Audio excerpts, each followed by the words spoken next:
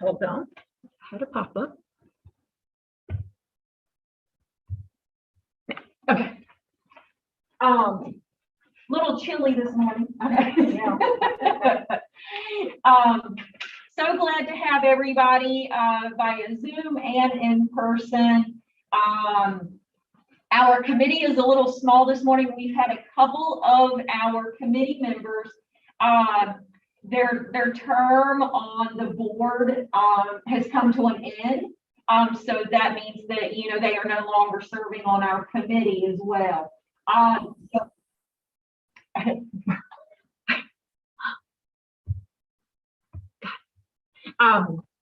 So in the upcoming meetings, we will have new members added to our committee as we go. So I just wanted to mention, this morning that we have two that have their term has ended.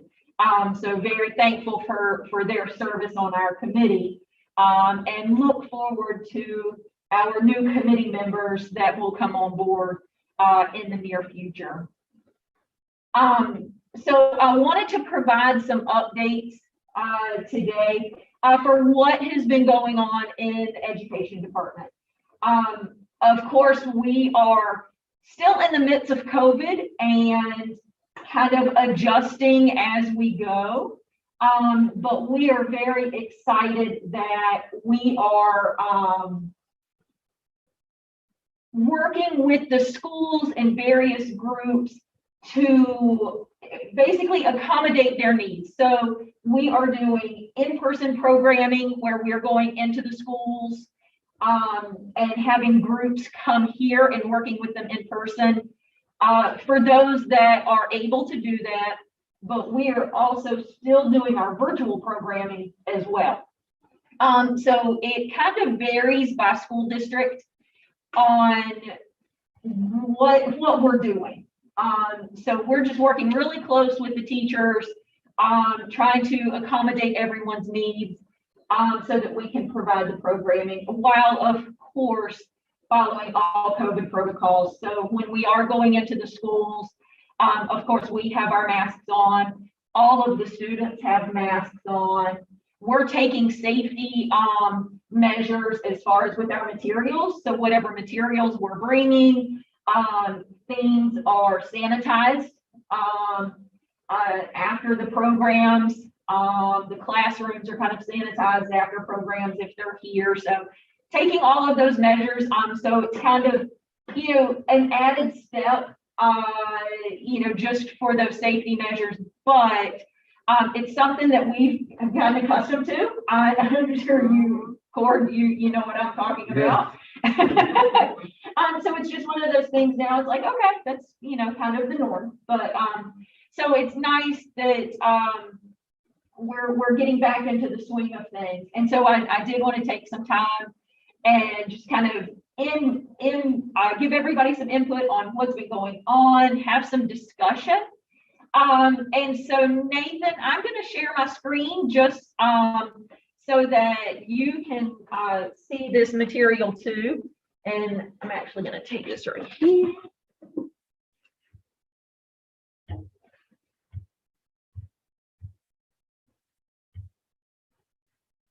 All right, Nathan, are you able to see that?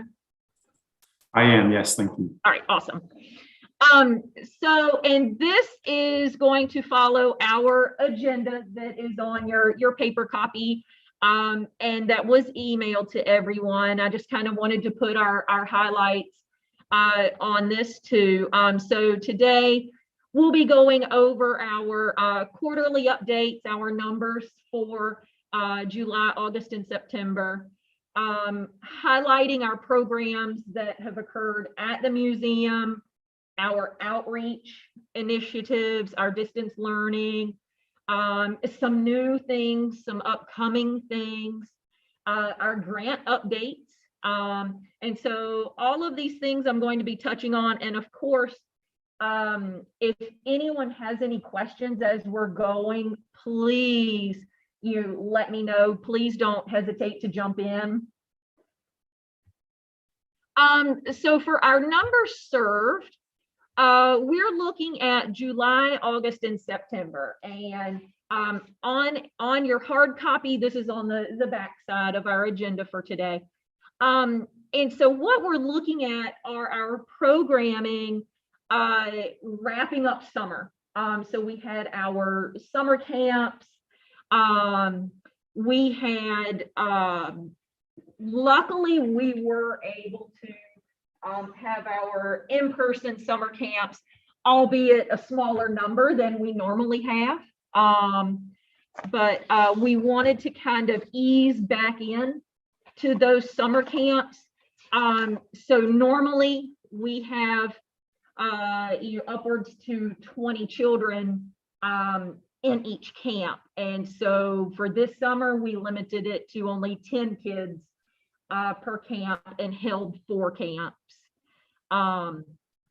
Looking at the July at the museum, these are our summer camps, but obviously that 531 also includes our Bug Day Festival that we had here at the museum. So we had a little over 400 people attend the Bug Day event, and that was a ticketed event. And so there were online tickets available. So that one was a little bit different than some of our festivals in the past that were just pay at the door. So that was a great kind of start for our festivals in person, to kind of gauge the numbers coming in, and social distancing and things like that. So that was a great kind of start for our in-person festival. As far as the July outreach numbers, these are programs that we conducted with various groups such as the Boys and Girls Club, libraries, where we were going to them. So we took the material to them. You can see for July, August, and September, our distance learning programs just kind of ceased.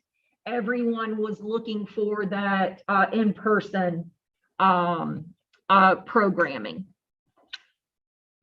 September was just the start of the school year.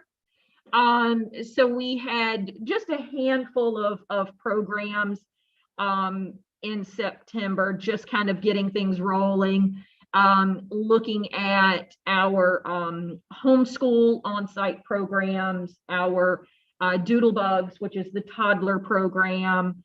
So just getting rolling. And now, of course, looking at, of course, this will be at our next board meeting, but our numbers for the school year as of right now are quite higher.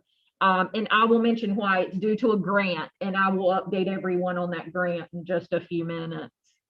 But I did want to bring in that comparison of last year's programming. So of course, last year, during that quarter of July, August, and September, it was very different. We had no outreach being conducted. We did have the At the Museum middle column. The 2 programs, one of them was our Dino drive-through. And so that was a large number of visitors that families could drive up. We had activities that were kind of the take with them. We had curator tables set up showing off some specimens. So that was one of our drive-through events.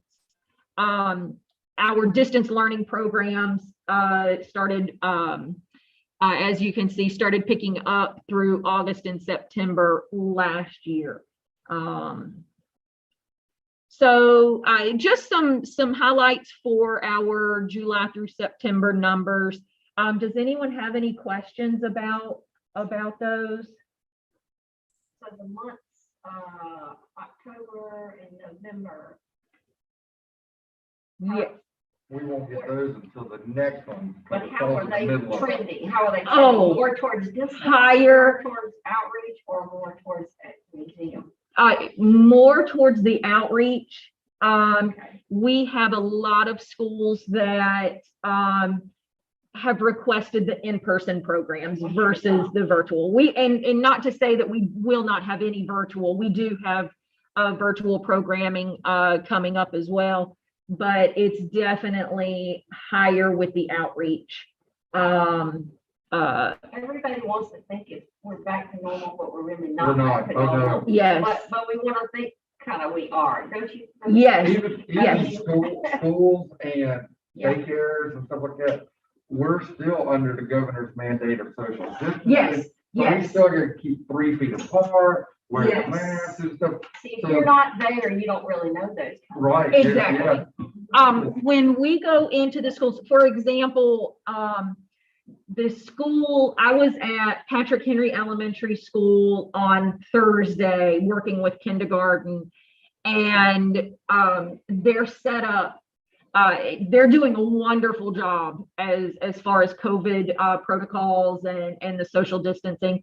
They had physical barriers, like clear plastic barriers that were at each table, so that the children basically had their own little bubble of space. And of course, masks. So yes, and when we're working with them as far as the outreach programs, we really try to make sure that we're altering our programs so that social distancing can stay in effect in the classroom and not impede their progress with that too. So really made a lot of tweaks to our programs over the year so that we can accommodate these things. Are you reaching more, certain schools, I'm guessing, reach out to you more than other schools? Yes, Or is it and pretty equal? I have to say it is right now very much local, but that is due to a grant that we have. We advertised a grant that is targeting Martinsville and Henry County. So we are grateful to have this opportunity for our local students. We do have some grant opportunities with outside of that area for grants. And we do have schools from outside the area that are requesting programs that are not covered through the grant. Whether it is virtual, we're working with some Roanoke schools for virtual programming. We also have a school group that is visiting the museum actually next week, right before the Thanksgiving break, that's from Wise County. So it's very much local concentration, but then we are still serving those other areas too right now. And I do believe as we progress through the year and hopefully with masks and safety protocols, that we're able to have more of those groups returning to the museum for visits and feel safe to do so. But yeah. So great. Any other questions about the numbers? This is Nathan. I'll just mention that it's really promising seeing the numbers tick back up. So I'm pleased with that. Yes, thank you. It is. It's nice to see, and like we've mentioned, though, it is also the, just concerning with the numbers, COVID numbers, of just making sure that we're doing everything in our possibility to make sure that we're doing this safely. So we have with our At the Museum programming, I mentioned our summer camps that we had. So we've also started our Doodlebugs program again. So these are the in-person for ages 3 to 5 with an adult. We have public programming once a month in which they register online through our website. It is a fee-based program. And then we're also working with 2 local daycares where they come over once a month to basically repeat the same program that we conduct for the public. So we have a large number of our early childhood visitors coming in for programming. So what you're looking at right now, they made turkeys and turtles that day. So is this the program do we have kids to where we can sell this and do it for groups outside of the museum? So these, Is that the same thing? a little bit different. Okay. So these are programming that is educator led, and we can actually take these outside of the classroom. So if a group with this age range of children would like us to visit them to do this program, we definitely can as an outreach program.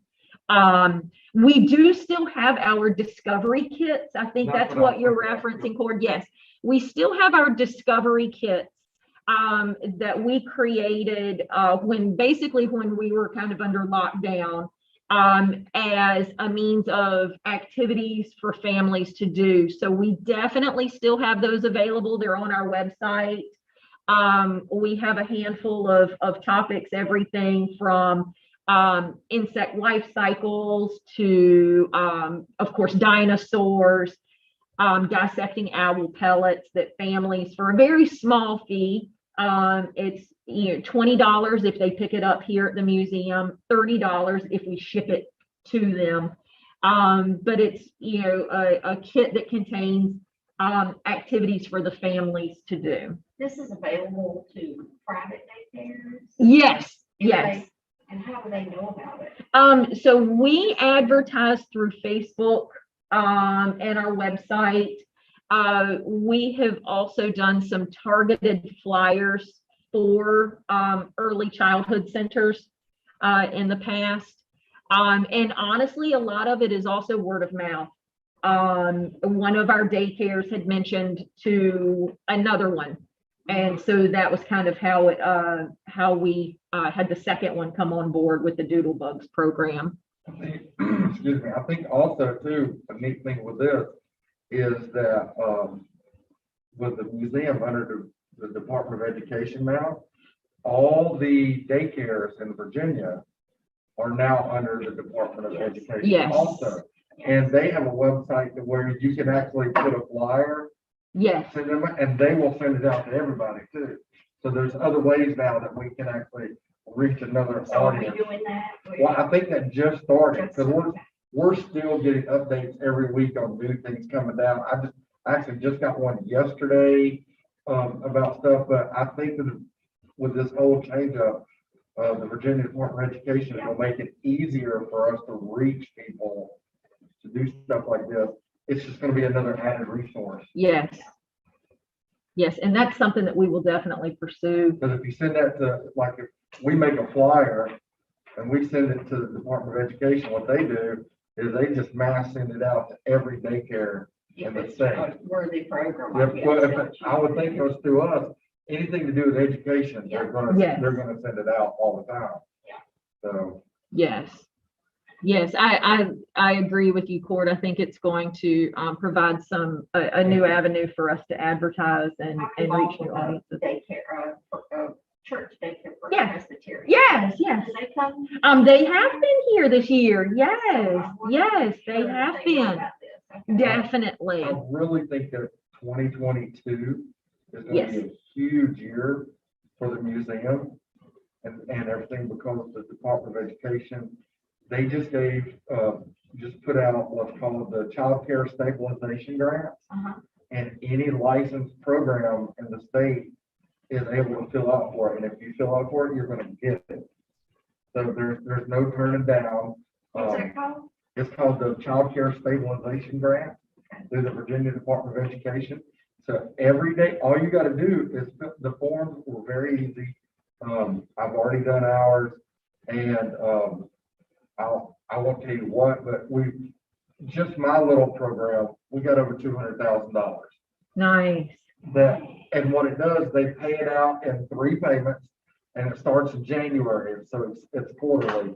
So we'll get 3 payments, 3 equal payments, next year. And how many students do you have in that program? Well, I'm licensed, for the one site, I'm licensed for 100 kids. So right now, I'm only Well, that's carrying about 30 kids, but Yes. it's based on how many are licensed for. Yes.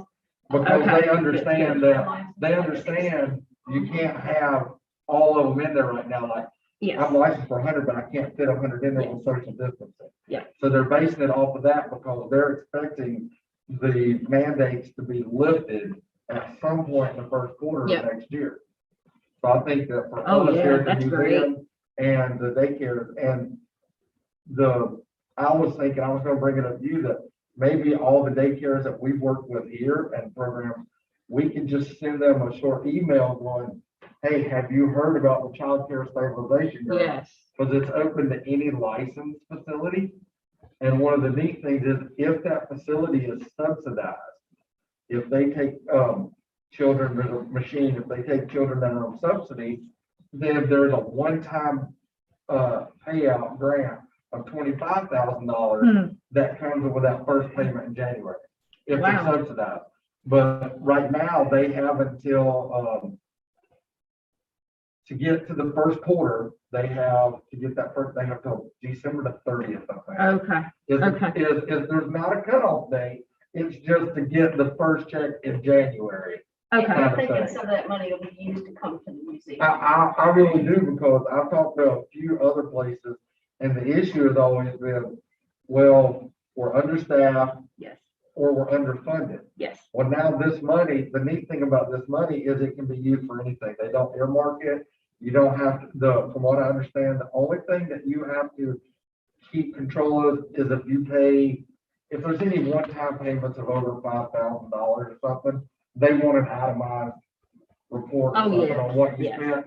But for stuff like this, and I really think there's a lot of daycares out there that can say, you know what, if we can come to the museum on Mondays, that can be one of our Yes. weekly trips. Yep. And so when we could do trips every week for different groups, I just think that right now, with the distancing, groups are, every daycare is smaller than it was 2 Yes. years ago. But now with all the extra funding and everything, I really think that everybody's kind of itching right now. I can see it in Yeah. schools and stuff, that's like, we want to get back out there, we want to Yeah. do stuff. Oh, Is that's this great. The only program that you offer specifically for preschool? No. So this is geared more for our Just done. public, so parents, grandparents, any Oh, kind of caregiver with the child for our public doodle bugs. And then we've targeted that program for the daycares. But then with our outreach programs, we also have outreach specific programs tailored for pre-K that are in the school systems.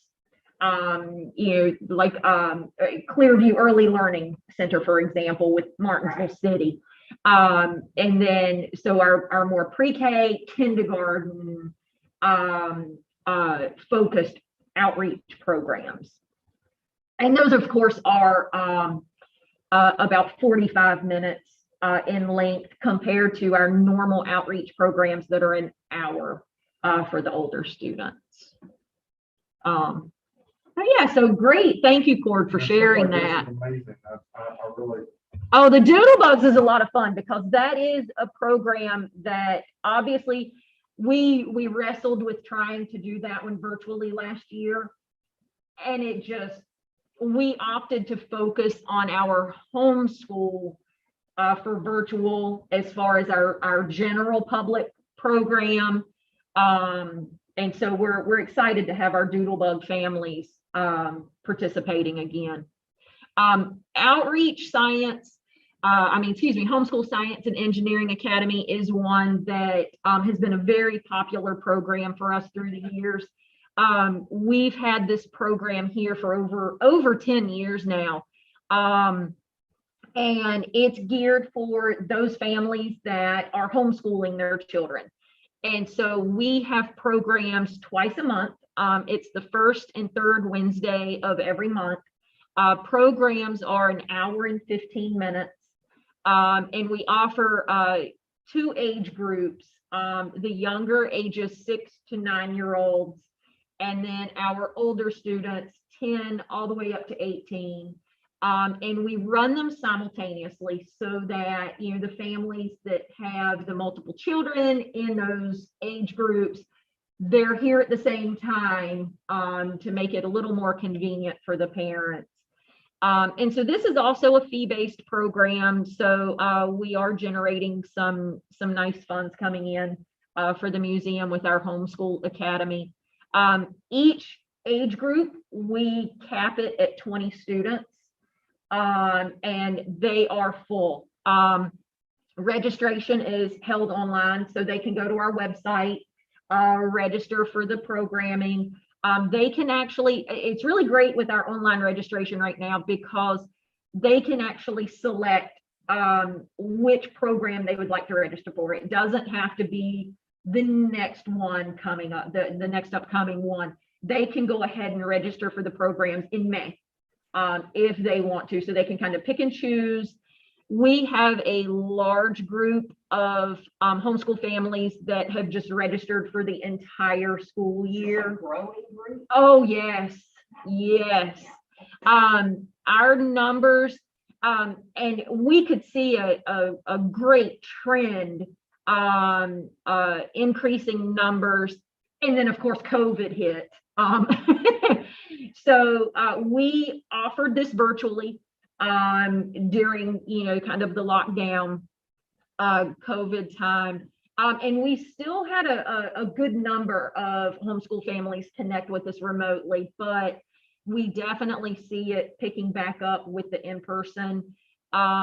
We actually, some of our sessions, we have waiting lists because of the cap of kids, and we have a waiting list. So if someone is sick, if I'm notified if a child is sick, I can then call the person that's on the waiting list so that they can get in. But this is a lot of fun. The kids, we alter topics every single session. So the images that you're looking at right now on the left was talking about plate tectonics and plate boundaries and how the plates move. And so they were using cake icing and graham crackers to simulate how the plates move and the kind of the rifting and subduction that happens with plates, the Earth's plates. And then on the other side, this one, Get your curriculum for oh, that's a great question. So we look at a couple of things. Of course, homeschool families do not have to follow the standards of learning. We still look at the standards as far as what grade levels are covering what material. We also look at the national standards, the national science standards.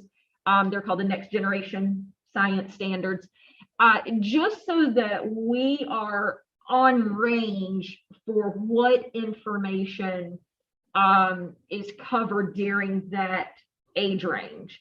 And then we also, we actually survey our families too, as far as what topics of interest they have. Now, not to say that we can cover all of those topics.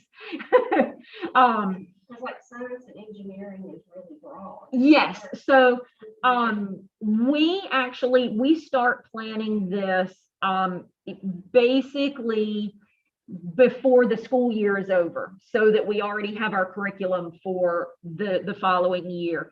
And so we look at everything from current topics. We have an upcoming session on current topics. We cover geology, we cover marine science, paleontology. So we also look at the research that's being done at the museum so that we can also tie in information about what's being done with the curator staff in those areas for our homeschool families. So we look at a lot of different things, and like you said, because there's a lot that you can cover. And so we switch it up every year because we do have a lot of repeat students, so that we make sure that we're not covering the same thing that we did the year before. So that way the families are having fresh material every year. Which means that we're planning constantly, but it's a great program. It has been growing by leaps and bounds. How many on your education group here how many of you? We have two right now. Just two. It's just myself and Terry Robertson. Okay. We put out for it. Yes. We have looked to hire. We will probably re-advertise after the first of the year to try to add another educator on staff. So kind of anticipating end of the school year influx of programming, as well as summer programming next year. I also included some images of our outreach. So these are the ones we are going into the schools, conducting programs. This is actually on the right is our kind of dino dig, where they dig up, they dig up dinosaur puzzle pieces, have to put the puzzles back together. In that image, you can see that they actually had students connecting via Zoom for their class. So when we go in, a lot of times it is even a hybrid class. So we work with, their Zoom students as well as their in-person students. That's a lot. We still, these programs, this one was on the nature of matter for 5th grade students. So very hands-on. They were actually measuring different liquids and solids and actually measuring them out, basically conducting mini science experiments during that program too. That's why they like you so much. It's hands-on. We really try to make sure that all of our programs are very hands-on. Exactly. Very little lecture during our programs. It's really hands-on. A lot of them are very student-driven. So we try to make them as interactive as possible. Like I mentioned, we're still doing our virtual programs. We actually have some coming up very, very soon. We're working with Roanoke, I think in 2 weeks from now, for some virtual programming. So depending on what they are doing in their school district or their individual school, we can connect virtually. And of course, with those, we still try to make it as hands-on as possible. We send ahead of time some activities that we would like to do with them during the Zoom, so that it's not just them staring at the screen. So for example, with this one, Terry was covering volcanoes and volcanic activity. And so she had some very simple activities for the students to do at their school, in their classroom, or if they were connecting from home, so that they still feel part of the program. Is this new equipment that you're using, or unfortunately, no. It's actually this laptop that I'm using right now, and our monitor, and that is something that could probably definitely be updated. Our webcam, and yes, yeah, definitely could benefit from that. This is something new that I'm really excited to share with y'all today. We purchased some hydroponic growing units. And so the hydroponic, completely water-based plant growing systems. And so we unveiled them with our homeschool students on this Wednesday, just a few days ago. And so the students were able to plant seeds in the nursery. And so this tray right here is what is known as the nursery. So we planted 2 varieties of lettuce and basil. And so students learned about the basics of hydroponics, what's going to be going on.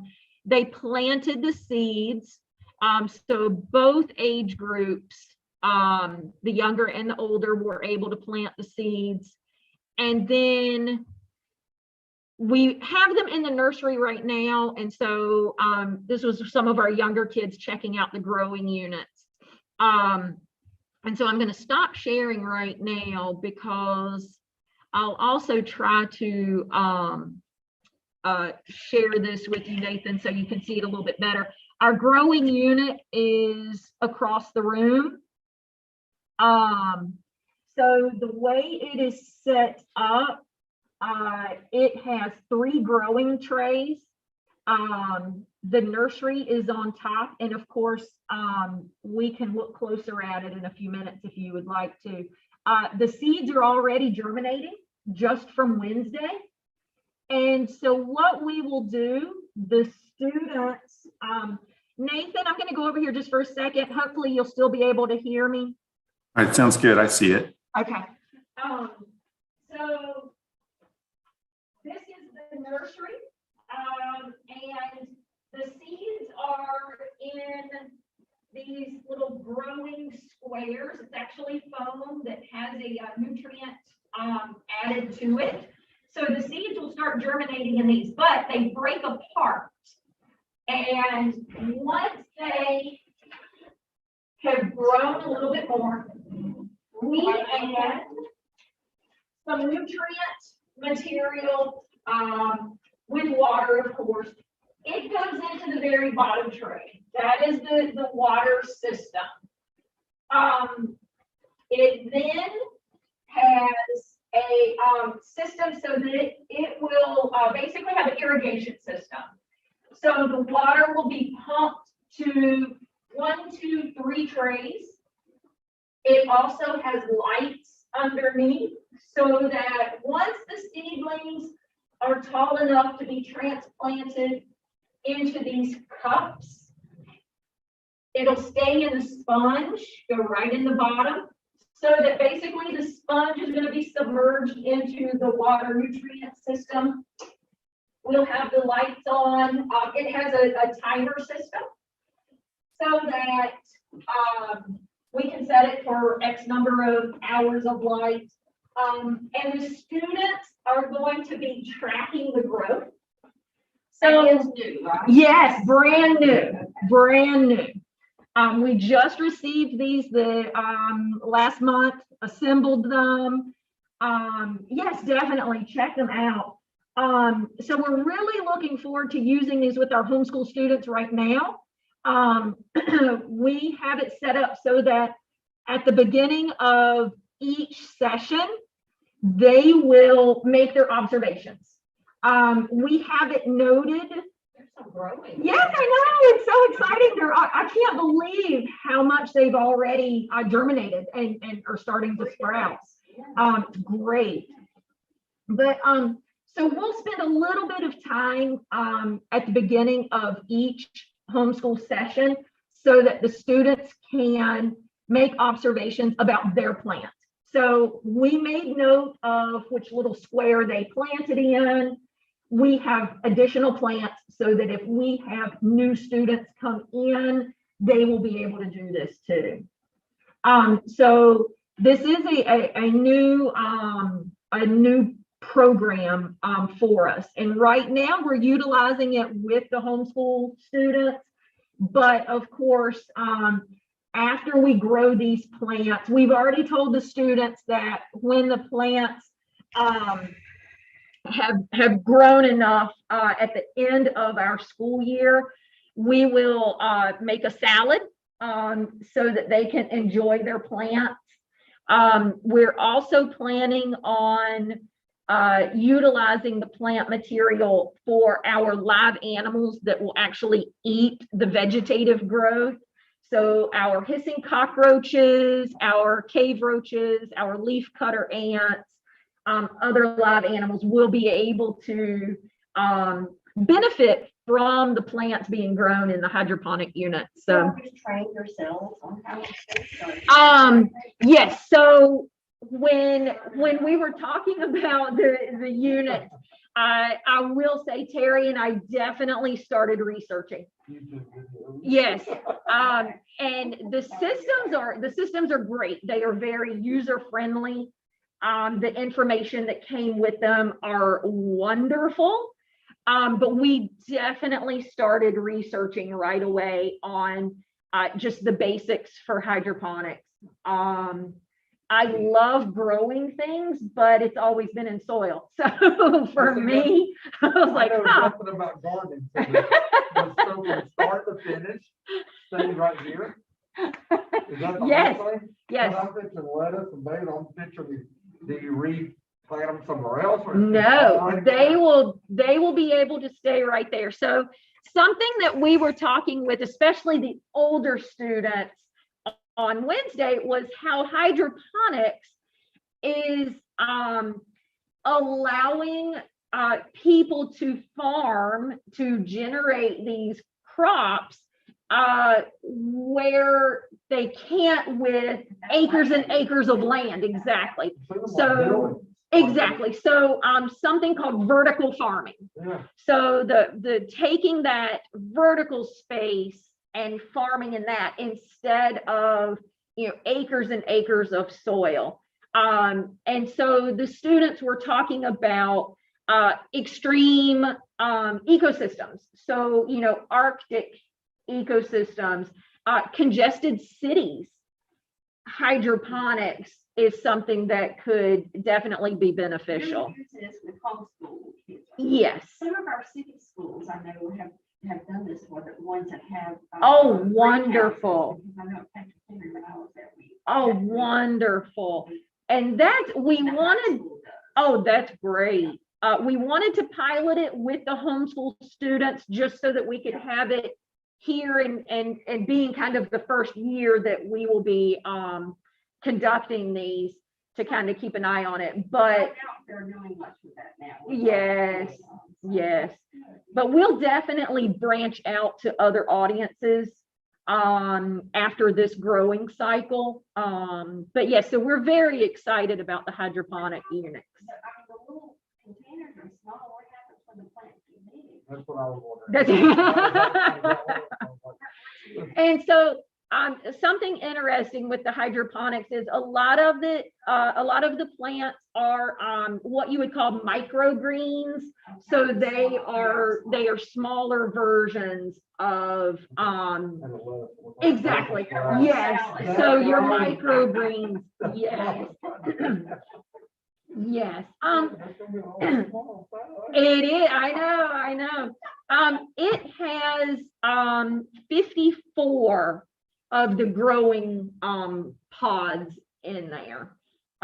So yes, we're hoping that'll at least make one big salad. No, we don't. We don't. So, and that was something that we told the kids of.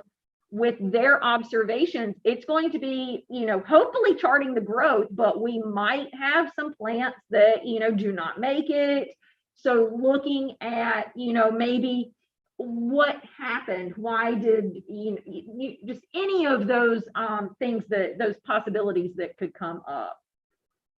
So very excited about that. I also wanted to mention on our agenda, just some grant updates. I mentioned those earlier as far as going out into the schools.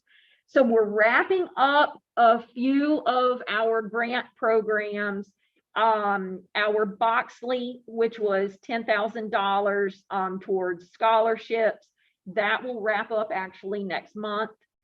We will have conducted 44 programs through that grant. Hooker Furnishings, that is through April of 2022. So that is still ongoing right now. We will have around 20 programs for that one. Scholarships means The programs they don't have to pay for. exactly, yes, yes, Okay, not individual yes, scholarships. yes. So Okay. yes, sorry, thank you for that.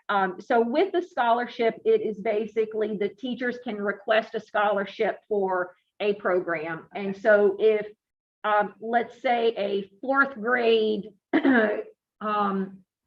class at a school has four fourth grade classes, they could apply for 4 scholarships for each of their classes to receive the programs. Companies reach out to you for these, or do you reach out to them to get these? A lot of this, I work with Ryan Barber.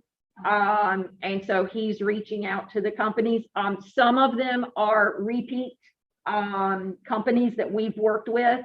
And so it is just an established kind of conversation with them. Our newest grant is the Monogram Foods. It's Monogram Loves Kids Foundation. And so we have $10,000 towards local scholarships. So that was the one that I mentioned earlier that is targeting Martinsville and Henry County. And that one is also 10,000. It's running through May of 2022, but with that amount, we will have been able to serve 110 programs. And right now we already have 66 programs scheduled. Yes, 110 programs. And we already have 66 of them scheduled.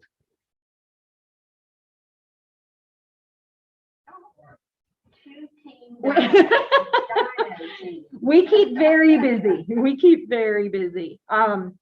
We were also very excited. We applied for a Siemens Empower grant, and we applied for $7,000 to purchase new material for renewable programming, renewable resources. So we have a couple of programs in which we cover that topic. And so we wanted to enhance the activities that we're already doing, but also create some new programming on renewable energy. So this is going to allow us to add some new programs so that teachers can take advantage of those. We've already started purchasing the material. And so that will probably be after the first of the year before we can roll those out. Let's see. I always like to mention our exhibit subcommittee also. So with our education committee, we have our exhibit subcommittee. And so our cats, our Wild About Cats exhibit closed last week. And so that has been being moved out so that the Science of Flight exhibit can come in. That will open in January. We will have a festival, the Science of Flight Festival, on January 22nd, kind of to coincide with the exhibit opening. So the Science of Flight is going to look at the basics of flight with insects, with birds, flying / gliding mammals. So this is going to be a great exhibit with lots of specimens, a lot of kids activities that we've been working on that will talk about just the basics of flight, how things fly, the advantages of flying and gliding. And then I'm still working with Jessica on the what we call the topo table, which is the it has the computer generation that looks at landforms. So we are creating a couple of visitor activities and a video to go along with that to kind of explain what to do at that activity table. So that's kind of a quick overview of what we covered during July, August, and September. And like we were mentioning, our programming that we're conducting right now, I will update everyone at our next meeting, but we are quite busy with programming right now. So yes, yes, two full-time staff, yes. And that's not counting their classes they go to, and different stuff, so that's. I mean, Yes. that ought to be recognized. It's a lot of stuff going on. Yes. Yes. Well, does anyone have any questions about anything that we covered or There's a lot of questions. I know, yes, we've had some great discussion during our meeting this morning. Miniature lettuce. Seems like you're very busy, Christy. That's a lot going on.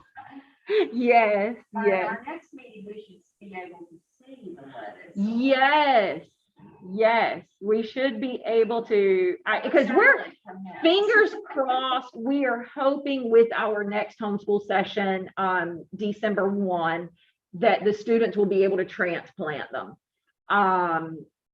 Because I mean, they're growing so quickly already. So So I think what would be neat is that for when they're finally done with this and then they start it over again, they play the, what is it, Beethoven and stuff, just to see if they grow better with the music. yes, yes, I know. There's so many possibilities with experiments that we can do with the students with the plant growth. So it is very exciting. Well, I guess before we wrap up, we need to talk about what we would like to report on for our full meeting at 10:30. The one thing that's always kind of bugged me a little bit about our meetings is that it seems like they always coincide, like there's just that 1 month really that we're talking about, because Yes. our last meeting was in August and our numbers are for July, August, Yes. and September. But I would think the Monogram Below Kids program, the Siemens Empower grant, and just talking about those, Sure. along with the number of programs, like for that Monogram, Yes. it's set up for 110 programs, but 66 are already Yes, we already have done. See, 66. that's Yes. amazing to me. Are you Yeah. the one presenting this at the trustees meeting? No, Cord will. Okay.